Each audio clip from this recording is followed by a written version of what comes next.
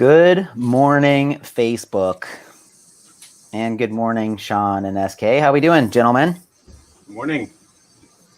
Doing well. Don't forget YouTube. Good morning, YouTube. Good morning, YouTube. I forgot. I'm so sorry, YouTube. I'm so sorry. So it's a beautiful, rainy Tuesday morning in Erie, Pennsylvania. And we're back with another caffeinated Q&A. So we're going to talk about some news like we normally do. We're going to dig into some marketing content like we do. And hopefully you guys find this useful. The comments are open. Leave your comments, leave your questions. Even if we don't get to them during the show or you think of something, you're watching this not live, go ahead and throw your questions in there and we will get to them. So before we get started, one other thing is you can sign up for our email newsletter at ghostcreative.com/live. And we'll just send out the show notes, send out kind of what's upcoming during the show, during the next week, and kind of some highlights from the previous week. So good morning, Lois. Good to have you as always.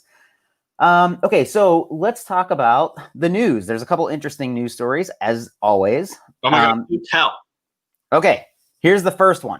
We've been talking about TikTok and this ban on TikTok. And if you guys know me, I've been saying I don't think this ban is really a security risk. I don't know a lot of things, but I do have a software engineering background. And from what I know, probably not the biggest security risk that's on this thing because there's lots of them. But regardless of my opinion, what the news is telling us now is that Microsoft has been in talks to buy TikTok for weeks now. And I believe SK said that this morning they got presidential approval to go through with the purchase. So I don't know if it's actually going to happen, but this is interesting. We went through this whole TikTok got shut down in India. It's going to get shut down in the US. And now it's like, oh, hey, now there's some huge US corporation going to buy it. Not making a political statement, just what it is right now in the moment. So for me, I've seen this happen a few times where these big companies buy these platforms. And one of the things that's really interesting to me, so if any of you are familiar with MyFitnessPal, so nutrition tracking app, they got bought by Under Armour for just an absurd amount of money several years ago. I think it was MyFitnessPal, and they bought another app, and the name escapes me, but it was like $480 million they paid for these two apps, and I think around 400 of that was for MyFitnessPal. And so what's very interesting is if you used MyFitnessPal nutrition tracking, there were some banner ads in there, that kind of stuff. But once Under Armour bought it, it became very obviously a marketing platform for Under Armour. And so I still get these notifications. I haven't logged my food for months, and I get these notifications saying that I've logged my food for 37 days in a row, and there's a reward for me. Now, I haven't logged my food. No one's hacked my account. I logged into my online account. No food logged. But guess what happens when I click on that button that drives me to the app? There's an ad for Under Armour. And so a lot of these big platforms, you think it's just a practical tool. When they get bought by these big companies, it becomes primarily an ad platform.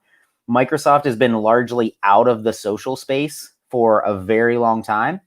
And so this is interesting because TikTok just released their ad platform not too long ago, opened it up, and now Microsoft is buying it. So are they getting into the social advertising space that they've been out of for so long? So two things for me that come to mind. One, what does this mean for Microsoft? Is it truly what I just said? They're trying to get into the social advertising space because there's so much money there. And two, what does it mean for TikTok? Does this make TikTok better, worse, or the same over time? So if you guys have thoughts on that, I would love to hear them. And if you don't have thoughts, that's perfectly fine. This is a no judgment zone. That's perfectly fine as well. So I actually have a lot of thoughts on this.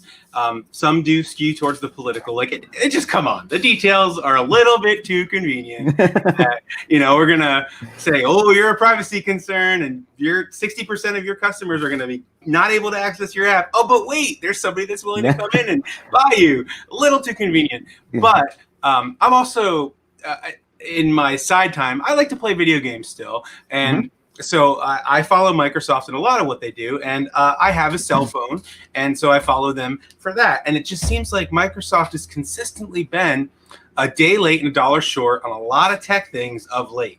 So they had Windows Phone after iOS and Android had already dominated the market. They tried to get into the streaming scene for gamers and video with Mixer after YouTube and Twitch had already dominated the market, and they're shutting down Mixer. I don't know how many hundreds of millions they invested in that product and tried to do specific brand deals with gamers, spending, I think it was 10 or maybe even $50 million to get that PewDiePie or something, just one streamer to stream exclusively on their platform. And 3 months later, they're shutting down the service. So they are trying desperately to get into social or anything that where all the cool kids at the table are. And as soon as they put their tray down, everybody leaves. And so, sure, I guess it's a good thing that, TikTok users are going to be loyal and they're not at all fickle and won't move on to the next social app as soon as the next thing comes. I'm a little bit, is it bearish? I'm not an investor. Am I bearish on this or am I bullish? You're bearish on this, it sounds like. Yeah, I think I'm pretty bearish on this. I think it's a waste of money. They have another console launching here in probably 6 months or so. So maybe that's going to be the push, is that they're going to try to get TikTok integrated with the new Xbox One Series X. And that's the big play. But mine's smarter than me, have reasons for why they're doing what they're doing, I guess. Yeah. Interesting. So Bill Coyle asked an interesting question, and I'm kind of curious to hear what you guys say. So will companies now purchase ad space even more than they already are on TikTok if that goes through? That's a good question. I think a lot of it's going to be highly dependent on how Microsoft handles the ad platform side of it. And so, Facebook kind of set the precedent here with how to create an ad platform and target audiences. With TikTok, it's going to be difficult. And I think a lot of it is the pricing model. I think advertisers will go there if TikTok sets their pricing properly and they don't overvalue their consumer base, because there's no proven purchase history through TikTok.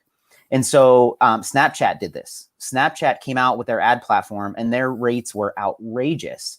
And the problem was Facebook was proven that people would use Facebook as a conduit to purchase. And what happened with Snapchat was there was no proven model there. Snapchat, the platform, had not proven that people were willing to go from Snapchat and purchase things on a regular basis and in a predictable way. They way overpriced their ad platform, and I don't even know, honestly, if it still exists. I don't know of a single, I'm sure it does, and big corporations will throw money at it because they throw money at everything. But that's not where the majority of the money comes from in these ad platforms. The majority of Facebook's money in their ad platform comes from small and medium-sized businesses because there's so many of them. So I think it's highly dependent on where they set the pricing. Now, I have reached out to TikTok and we've gotten some pricing from them. And if they keep the pricing that TikTok has set, I think that they'll be in a good place. Then it's a matter of marketing, right? Can Microsoft, this big behemoth, convince businesses that they should be putting their money, and marketing dollars are very tight right now, that they should be putting their marketing dollars into an unproven ad platform. It's going to be tough, but I think that if they price it right, it's definitely doable. I think it's actually going to be an easier transition than most people think. I mean, there's so much attention there already, especially in particular demographics, that like if you're advertising to young people, where else do you go? I mean, so as long as they don't like bungle the pricing model, it shouldn't be. You're keep in mind, you're now engaging a group of people who are used to just virtually paying for things. So in-app purchases, in-game purchases, you're seeing things like Fortnite, where it's super easy just to make transactions right there. If TikTok, that's the audience. And so if they can get the pricing model right, I think you're going to find it's probably the easiest to get sales from. I think they're just going to be used to it. Yeah, interesting.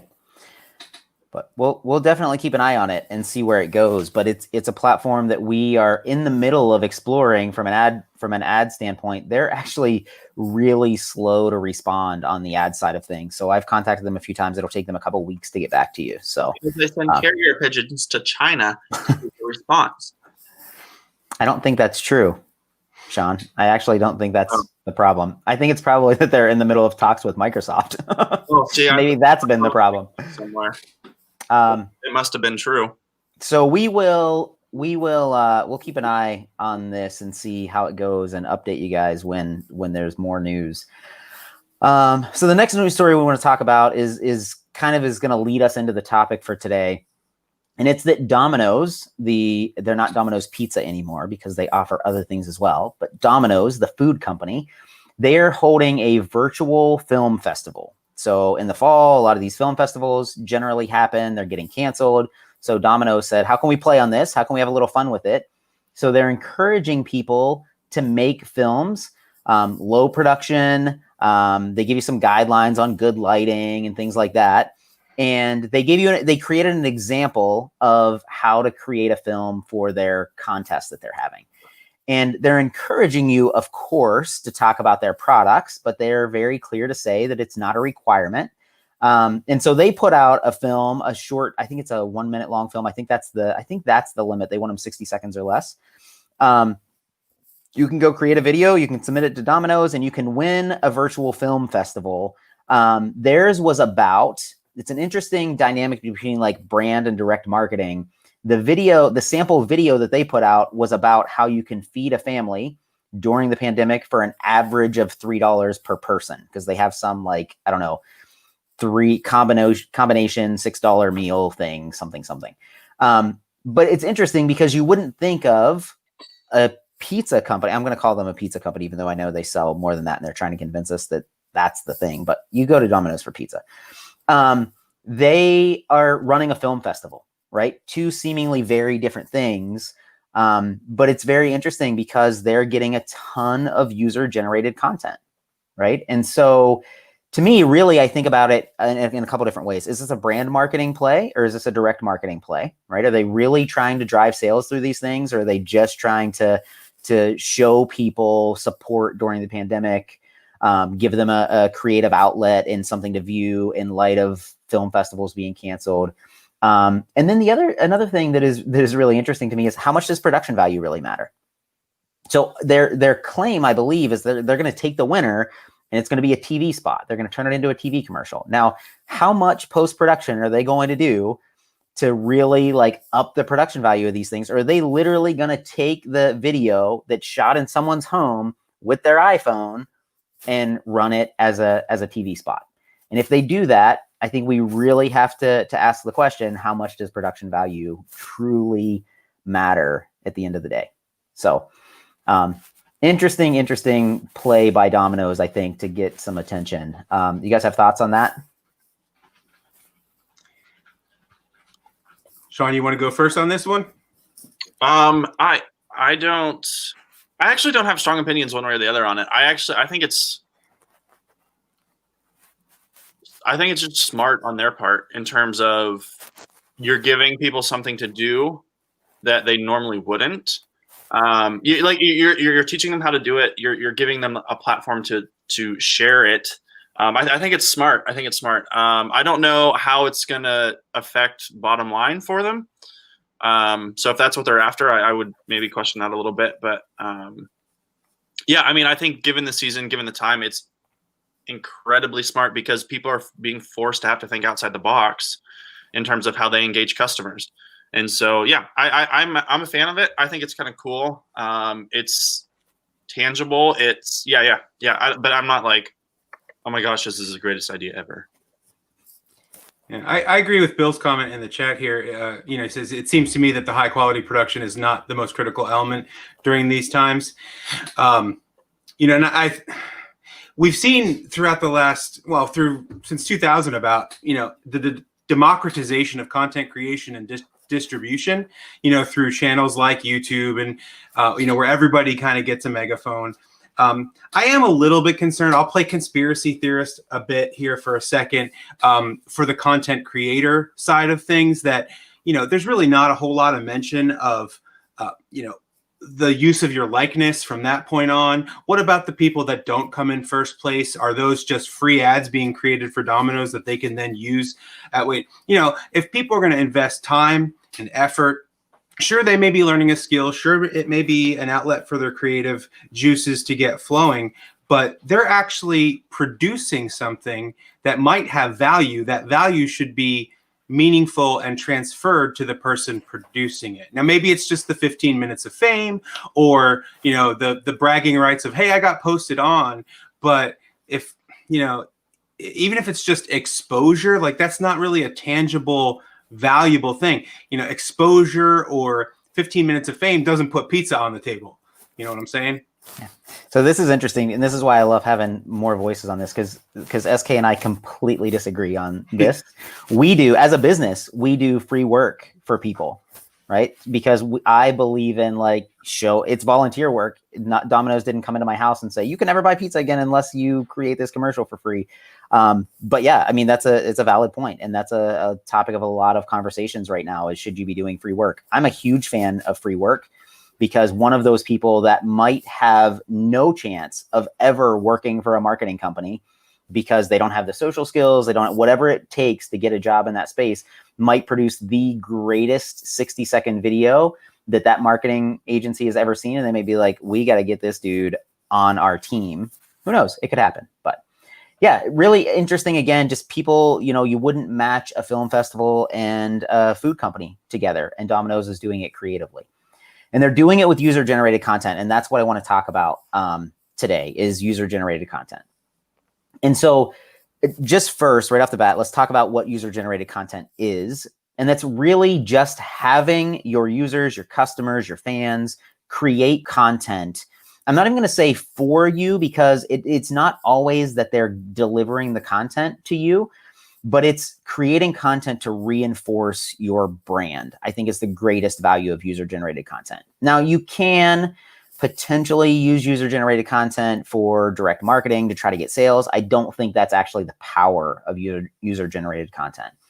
And so Domino's is a great example of this. They're taking people that love Domino's and saying, hey, create a 60-second film and send it to us, and you could win a prize, right? This is very commonly how this is done. And so one of the other examples is of user-generated content, just to give you another idea. And you see this a lot on Instagram, especially. But American Eagle ran a campaign, and I don't know exactly when it started, but it's called Airy Real. And they encourage you to use the hashtag Airy Real and post an unfiltered, unedited photo of yourself in their clothing, right? And the idea here is they're trying to promote that brand value of you're beautiful how you are. You don't have to use filters. You don't have to edit the photos. At the same time, so they're building depth into that kind of brand value. At the same time, they're getting tons of free advertising because people are tagging them in all these posts, and all of them are wearing their clothing, because that's kind of one of the ideas behind the campaign.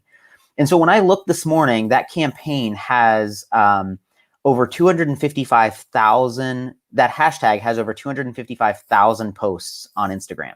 So you can see with a brand like that, the power of user-generated content. How much time and money would it have taken American Eagle to create 255,000 posts with hundreds of thousands of models across the world promoting their product, right? It's a logistics nightmare, and they outsourced it to their audience, and now they got 255,000 pieces of content created for them for free. So most of you probably don't have an audience of several million people, so you're not going to get 255,000 pieces of content generated for you. But I think the important thing is here, really just giving an opportunity for the people that love you, the people that love your brand, the people that want to convey a message and agree with the brand ideals that you have, a way to do that, right? So really just allowing someone to giving them guidelines, giving them opportunities to say, yes, we agree with that brand ideal that you have. And This works with a small audience, right? It would work with 100 people. You're not going to get 255,000 pieces of content, but you might get 5, you might get 10. And it's not just about the extra awareness that you get, the extra exposure that you get from those posts that you wouldn't have otherwise had. But it's also about the brand depth, right? Like if you truly do a good job with these, that person that's made that post, they feel more connected to your brand. And we're going to talk about how you add even more depth to it in just a minute here. And so how you get started, it's really, in my opinion, based on brand trust. I'm not going to go and create content for a brand that I don't truly believe in and truly trust. Because to SK's point earlier, I don't want somebody taking an image that I posted on Instagram and it being a shady company and leveraging it for their benefit to the detriment of me, right? But if I have a brand that I trust and I know that their intentions are pure, I really believe that their intentions are pure, then sure, I'll post something and tag them, and I'm okay with being associated with that brand. And so that to me is, we talk about it all the time, but brand trust is so important regardless of what you're doing. And this user generated content idea is no different. And so there's a super easy way to get started with this. And it's just being clear. Instagram is a great place to start if you're on Instagram, because the hashtags actually work on Instagram, unlike most other platforms. Instagram uses them. The algorithm uses them. People use them. You can follow hashtags on Instagram. And so you have to be very clear with the instructions. So let's assume you have the brand trust, right? You might have a small audience, but you have some brand trust with that audience. Providing very clear instructions, exactly like American Eagle did. Take a picture of yourself, unfiltered, unedited, with American Eagle clothing, and use this hashtag, right? Like if you're using Instagram, those are very clear, simple instructions. When you're doing things like Dominoes is doing with the videos, it can be much more complicated because you have to submit the videos. I don't think they're having them just posted on Instagram. They're having you submit them to Dominoes. So there's formatting issues. There's all kind of stuff. Instagram is super easy to start this kind of thing. And so the question that I have for you guys is, if, and this is for everybody listening as well as Shawn and SK, if a brand is asking you to do this, so let's say you're a huge American Eagle fan, or, I'm an Apple fanboy, and Apple says, hey, we have this new promotion. We want you to use hashtag Apple fanboy and show us something you've done with one of your Apple products. What weighs into your decision on whether or not you're going to do that or not? Now, of course, time, how busy you are, all of those things are obvious, but let's assume you have the time and space to do it. What are you going to use to decide, like, yes, I'm going to support Apple in this campaign, or no, I'm not? I think that question's wrong, because I think you're speaking to people who have already made that decision. Is you're instead teaching people who have already decided, I want to talk about Apple on Apple's behalf, how to talk about Apple well. And so you have, in theory, you have a contingent of like brand loyal people who want to speak about like how excited they are about what you're doing. All this is, again, I'm sure it's an opportunity to bring more people into that category, but all you're doing is teaching them, this is how you talk about Apple well, by giving them, that framework. And so I think that's been kind of what I've been wrestling with this entire time, is like with user generated content, it's just a matter of teaching people who want to talk about you how to talk about you well. Yeah, I like that. Well, and let me get my little pen to pop the bubble. My concern, if I were a brand owner or brand ambassador or anything like that, is, sometimes the internet can be a cesspool and there be trolls. And if the wrong person with an agenda against my brand gets a hold of this and starts a Bodie McBoatface campaign or whatever to drive the votes to the naming of the new ship, then we're in trouble. Or, and not for nothing, but I did check that Airy Real hashtag when you mentioned it earlier this morning. And there are some things on there that I'm not sure it would be best to be associated with my brand, but I tend to be more conservative and whatnot. But, when you release it to user generated, you get user generated, whatever that is. and you are releasing control. Now, if you do that going in with an open mind and knowing that that's what you're going to get, okay, but just beware. You set up some kind of hashtag, whatever can be used for you can be used against you. Yeah. And this is something we hear from a lot of our clients, to be completely honest with you. We've had clients ask us to disable comments on everything they do. And I'm much more of an optimist when it comes to this kind of thing. And I think of it as, no matter what you do, if you put your voice out there, someone can use it for wrong.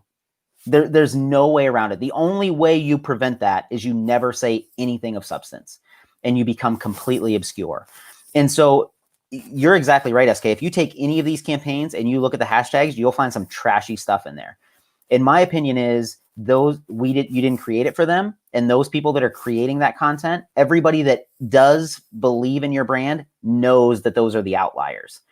And so when you're creating content, do you pull content back from who it's for because of the risk of someone using it negatively?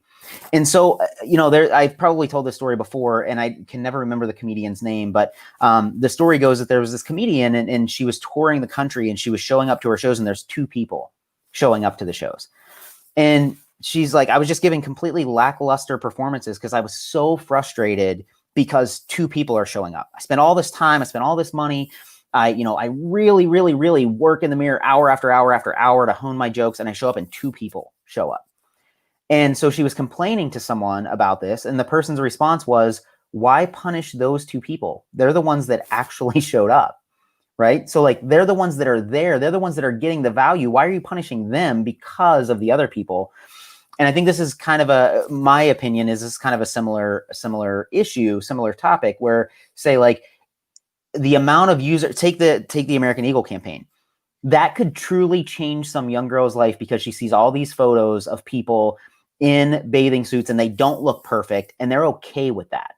And her life could be changed because of that. I'm not going to let some troll stop me from doing that. Now, that's my personal opinion. That doesn't mean that everybody has to agree, but that's my personal opinion is I believe that we need to put good into the world and let the trolls be trolls. Because here's the reality. Trolls, I mean, you named them, right? Like, you can spot them from a mile away. And every reasonable human being can spot a troll from a mile away. Is there a chance that it could spiral out of control, especially in today's world where people will pick up on one thing that you do and run you into the ground for it? Sure. And I think honesty and transparency is what stops so much of that stuff. Is some troll picks it up and there's a campaign about it and it's like, you know what? They're right. Those words take power away from the cynics. When the cynics are trying to run you into the ground and you say, you know what? You're right. We screwed it up. They have no more control. So I don't think it's an insurmountable problem. And I think brands are afraid to put good into the world because of what could happen. Again, my opinion, I think you create more content and run the risk of trolls because they're always going to be there. Well, and I think you do actually more benefit to your brand when that kind of stuff happens. It's the same as like if you're trying to build a culture at an organization. You celebrate the things that you want and you discourage the things you don't want. And so when you have user-generated content, you promote like, hey, this is like really good. Like, you give it special attention to like, this is what we stand for. And it's an opportunity to be like, hey, if someone out there's taking advantage of it, this is not how we talk here. This is not how we do this. This is not what we stand for. It's just as much of an opportunity to clarify brand and to separate yourself from things that you would not promote, while also saying, this is the kind of stuff we celebrate, so more people do that thing. Yeah. And this is the last thing I'll say, and then we can move on. This is the psychology side of it. Some people, some brands just can't stand the weight of the negativity.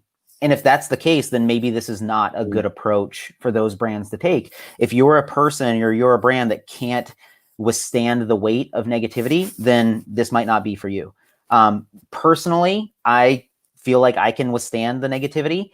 And I feel like our brand can withstand the negativity. But that doesn't mean that everyone can or even should do that. So let's move on. So, the idea is if you really build brand trust, And you can start small, but really provide clear instructions on how you want this campaign to run. If you can't explain it in 3 or 4 steps, it might be too complicated for your users to understand, because we live in this 15-second or less world where you can't give them, the full rundown of 7 pages on what they need to do to help you promote your brand. So make it easy. The other thing is incentives work. And as soon as I say that statement, I'm going to say the statement, I'm not a lawyer, so do your research and make sure that you're legally doing incentives. There are rules and laws and regulations around incentivizing people and whether or not they have to disclose that and things like that. So do your own research. I'm not going to do it for you. But I'm not telling you to go run a contest and there are no rules and regulations. There are. I think it's fascinating. I think I'm right in this, in that you're actually not allowed to ask people to share posts on your behalf. Yeah, and this is something that we've said. For an incentive. And so this is something that we have talked about on the show. And so when talking about full transparency, I have misspoke about this on the show, I'm certain, talking about tagging people in posts. And Facebook's regulations are clear. If there's an incentive involved, as a business, you're not supposed to be asking them to share or tag someone or anything like that. So yeah, these are this. So this is on the regulation side, right? Like this is Facebook's rules, but there are also SEC rules around, like incentivizing somebody to promote your brand and then not saying it. And a lot of influencers, we'll save that topic for another day. A lot of influencers have gotten in trouble for being paid to promote brands and not saying that. And Facebook and Instagram have changed their platform so that you can say, I'm making this post on behalf of this brand now. So anyway, back to incentives. Incentives are illegal, and there is a way to do it where you can incentivize people. And that doesn't have to be monetary. It doesn't have to be a product. It could be something like Dominoes is doing, like we'll use your commercial, right? Like that is an incentive. And so there are lots of incentives that can be used creatively to get people to share your brand with their communities. And unless you have a lot of brand depth, it's difficult to just go say, hey, out of the kindness of your heart, will you do this? Generally, there's always some trade, even if that thing is not necessarily tangible.